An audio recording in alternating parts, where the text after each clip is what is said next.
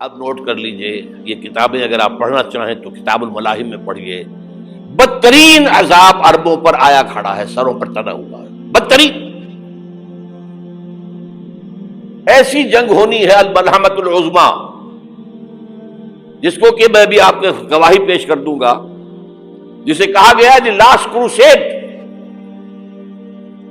Bush نے بھی crusade کا لفظ بول دیا تھا، پھر واپس لیا اس نے۔ نکل جاتی ہے جس کے منہ سے سچی بات مستی میں، فقیہ مصلحت بین سے اور ہندے بادہ خار اچھا، کروسیڈ کہہ کر پھر واپس لیا۔ یہ کروسیڈ،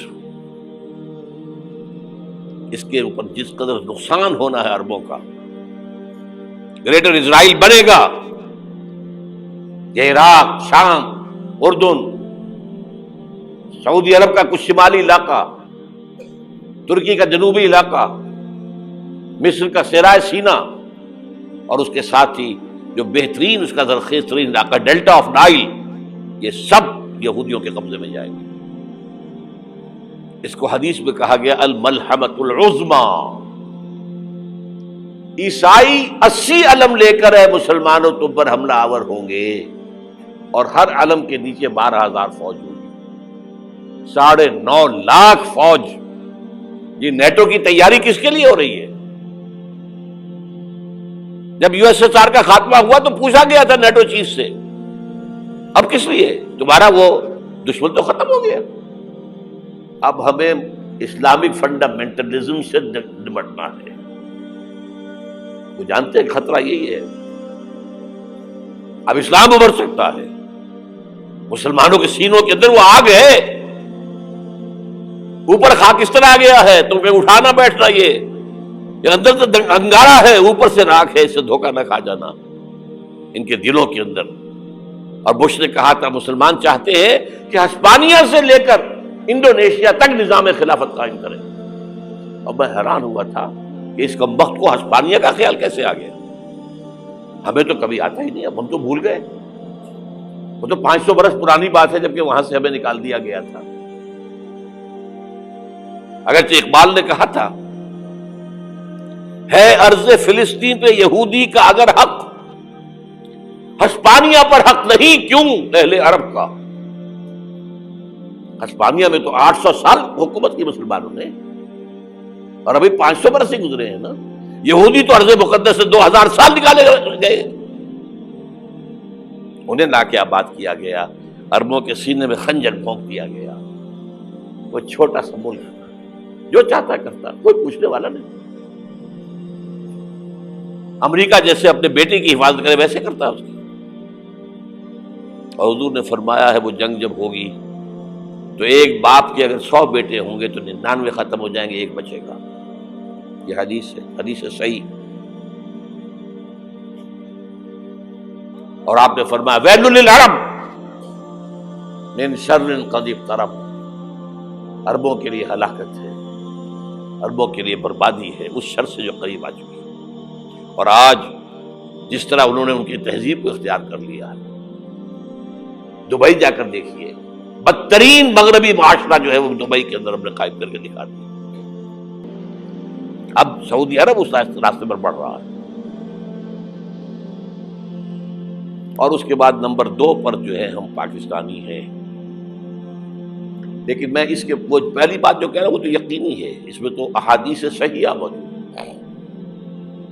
اگرچہ اس کے بعد پانسا پلٹے گا، پھر حضرت مہدی کا ظہور ہوگا، حضرت عیسیٰ کا نزول ہوگا، اور وہ گریٹر اسرائیل گریٹر گریو یارڈ بنے گا یہودیوں کا، ایک ایک یہودی قتل ہوگا اور دفن ہوگا۔ یہ بات میں ہونا ہے، میں پہلی بات پر فرض کر رہا ہوں۔ وہ پانسا پلٹے گا جب پلٹے گا، ابھی جو سامنے ہے وہ کیا ہے؟ جس ملحمۃ العظمیٰ کہا حضور نے، جسے آرمگیڈون کہتے ہیں عیسائی۔ آرمگیڈون کی اگر کہیں جا کر آپ دیکھیں گے، آپ ڈکشنری میں مانی تو کیا لکھا ہے؟ A very big war which will be fought between the forces of evil and good before the end of this world۔ اس دنیا کے خاتمے سے پہلے خیر اور شر کی قوتوں کے درمیان بہت بڑی جنگ ہوگی۔ ارمجدون اسے کہتے ہیں عربی میں، اور آرمگیڈون اسے کہتے ہیں انگریزی کے اندر۔ اور یہ بائبل کی آخری کتاب کے اندر ہے، جو اس میں کہ مکاشفات یوحنا، ریولیشنز آف سینٹ جان. یہ تو میں کہہ رہا ہوں یقین کے ساتھ، اور زیادہ دور نہیں ہے، آیا چاہتا ہوں. اس لیے کہ یہودیوں کا اور عیسائی جو کنزرویٹوز ہیں، نیو کنزرویٹوز، ان کا 5 نکاتی ایجنڈا ہے متفق علیہ، جس کے تحت کہ یہ جنگ صلیبی شروع کی گئی ہے. تو سن لیجئے آپ. آرمیگیڈون نمبر 1، گریٹر اسرائیل قائم ہو جانا اس کے نتیجے میں نمبر 2، مسجد اقصی اور قبۃ الصخرہ کو گرانا نمبر 3، وہاں 3rd ٹیمپل، وہ مسجد جو حضرت سلیمان نے بنائی تھی 1000 قبل مسیح میں، پھر برباد کی تھی نبوکدنضر نے، دوبارہ بنائی گئی، پھر دوبارہ ختم ہوئی 70 عیسوی تک گری پڑی ہے. ان کا خانہ کعبہ گرا ہوا ہے 70 عیسوی سے لے کر آج تک. ایک دیوار ہے ویلنگ وال، جہاں جاتے ہیں، روتے ہیں، پیٹتے ہیں، ماتم کرتے ہیں، وہاں وہ بنے گا 3rd ٹیمپل. اور نمبر 4، اس میں لا کر رکھا جائے گا تخت حضرت داؤد کا. یہ تخت کہاں ہے اس وقت؟ یہ لندن شریف کے اندر، جو ان کی پارلیمنٹ کا جو چرچ ہے، ویسٹ منسٹر ایبے، اس میں رکھا ہوا ہے. ایک پتھر تھا جس پر بٹھا کر حضرت داؤد کی تاج پوشی ہوئی، پھر حضرت سلیمان کی ہوئی، پھر وہ پتھر رکھ دیا گیا جب حضرت سلیمان نے بنایا ہیکل مسجد اقصی، وہاں رہا وہ. ہر بادشاہ جو تھا یہودی اسی کے اوپر بٹھا کر اس کی تاج پوشی ہوتی تھی. سن 70 میں ٹائٹس نے گرایا اسے، ہیکل کو، وہ پتھر لے گیا، وہاں سے روم گیا، روم سے آئرلینڈ گیا، آئرلینڈ سے اسکاٹ لینڈ آیا، اسکاٹ لینڈ سے انگلینڈ آیا، اور اب وہ رکھا ہوا ہے 14ویں صدی عیسوی سے آج تک. وہ ویسٹ منسٹر ایبے میں رکھا ہوا، ایک کرسی کی سیٹ میں اسے بنا دیا گیا ہے تخت کی شکل میں. اب انگریزوں میں کوئی ملکہ ہو، کوئی بادشاہ ہو، جس کی بھی تاج پوشی ہونی اس میں ہو، یہ لا کر رکھا جائے گا 3rd ٹیمپل میں. اور اس پر یہودیوں کے خیال کے مطابق ان کا مسیحا آئے گا جو مسیح دجال ہوگا. عیسائیوں کے خیال کے مطابق حضرت عیسیٰ آئیں گے، وہ ہمارا بھی خیال ہے حضرت عیسیٰ آئیں گے علیہ السلام. بہرحال یہ تو بعد کی باتیں ہیں نا. اس وقت جو میں عرض کر رہا ہوں، عربوں پر بہت بڑا عذاب، اور پاکستان کا معاملہ البتہ یہ ہے، میں یقین سے نہیں کہہ سکتا. ہینگنگ ان دی بیلنس، ہو سکتا ہے اللہ تعالیٰ ہم پر رحم فرمائے، ہو سکتا ہے، اگرچہ اس کی کچھ شرائط ہوں گی. چمن کے مالک اگر بنا لے موافق اپنا شعار، اب بھی چمن میں آ سکتی ہے پلٹ کر چمن سے روٹھی بہار، اب بھی ہو سکتی ہے.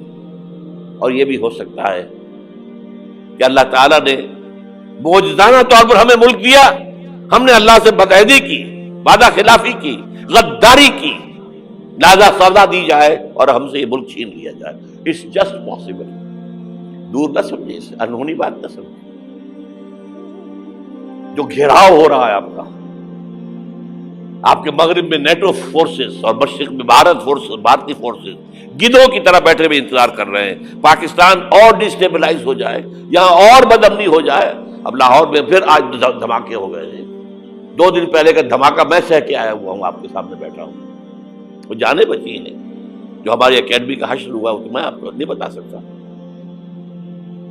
یہ سارا کیوں ہو رہا ہے؟ تاکہ یہاں بدامنی ہو جائے اور ہمیں جواز مل جائے.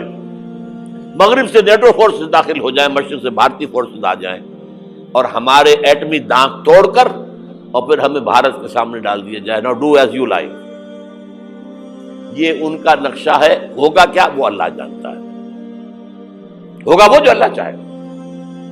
لیکن اللہ کا چاہنا جو ہے وہ کس پر منحصر ہے؟ یہاں انقلاب برپا کرو، یہاں اسلام لاؤ. اگر دھندوں میں لگے رہو گے تو وہ خود بخود نہیں آ جائے گا انقلاب. صحابہ نے جانیں دی تھی، کتنی تکلیفیں اٹھائی تھی.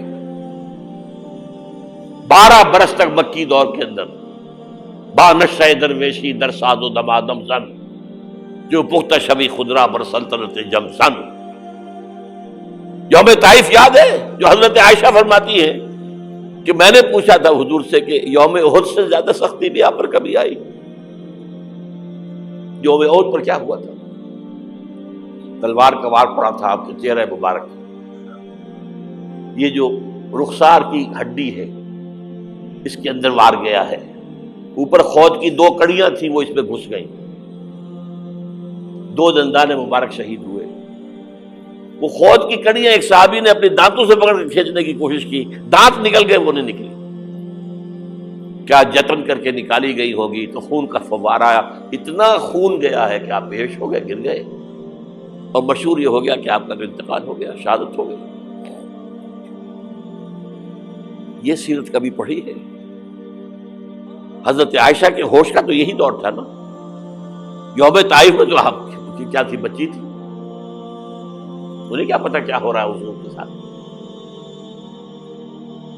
3 دن تک حضور مکے کی گلیاں اور وہاں کے اوباش لوگ پتھراؤ کر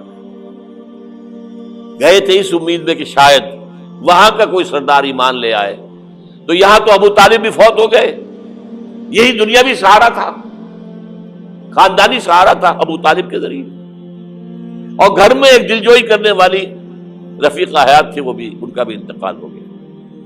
آپ نے کہا یہ عام الحزن ہے، اب تو سب کو طے ہو گیا قریش کو کہ اب جیسے قتل کر دو، اسی لیے آپ گئے طائف، شاید وہاں کا کوئی بڑا سردار مانے ایمان لے آئے مجھ پر تو میں اپنا مرکز ادھر شفٹ کر دوں۔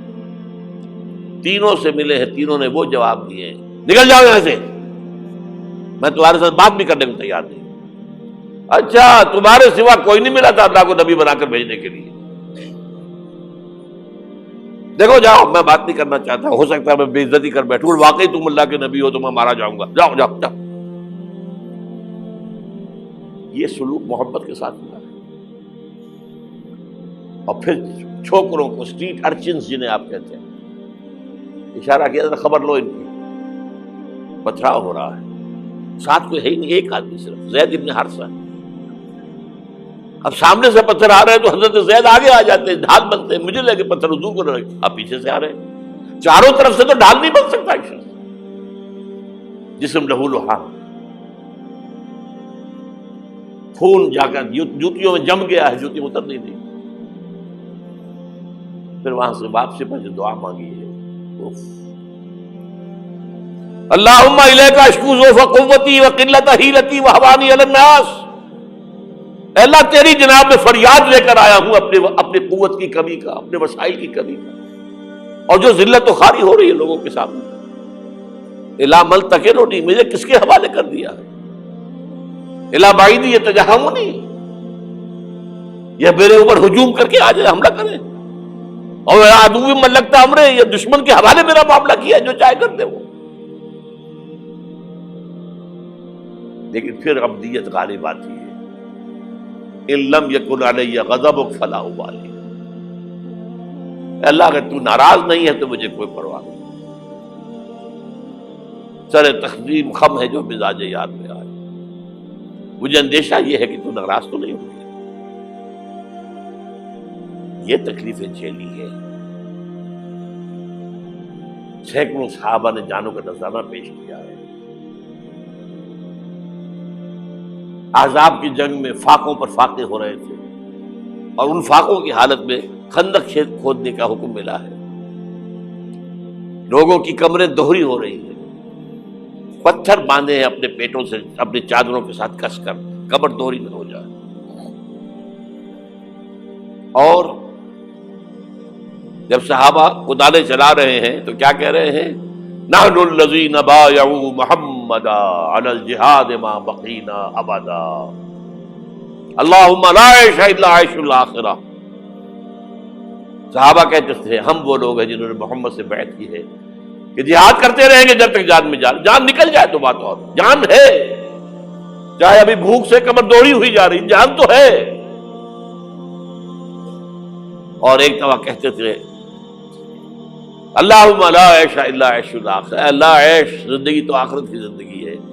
اور حضور فرماتے تھے، حضور کے بیٹھے ہوئے نہیں تھے گاؤں تکیہ لگا کر، پتھر اٹھا اٹھا کر خندق میں سے لے جا کر باہر پھینک رہے تھے۔ جب صحابہ کہتے ہیں اللہم لا عیش الا عیش الآخرہ، حضور فرما رہے ہیں فاغفر الانصار والمہاجرہ، اے اللہ ان انصار اور مہاجرین کی مغفرت فرما دو۔ پھر حضور کی خدمت میں کچھ لوگ آئے، حضور اب یہ فاقہ ناقابل برداشت ہو گیا، دیکھیے ہم نے یہ پتھر باندھے ہوئے اپنے پیٹ کے ساتھ۔ حضور نے کرتا اٹھا کر دکھایا، وہاں 2 پتھر بندھے ہوئے۔ یہ ہے سیرت النبی۔ آپ کس چیز کو سیرت النبی سمجھتے ہیں؟ بہرحال اس موضوع پر میری ایک کتاب ہے منہج انقلاب نبوی، کہ انقلاب کیسے آیا تھا۔ اگر دل میں ذرا بھی آرزو پیدا ہو گئی ہو کہ اللہ قبول کر لے مجھے قبول کر لے اس کام کے لیے، تو وہ کتاب آپ کے لیے مسٹ ہوگی، اس کا پڑھنا۔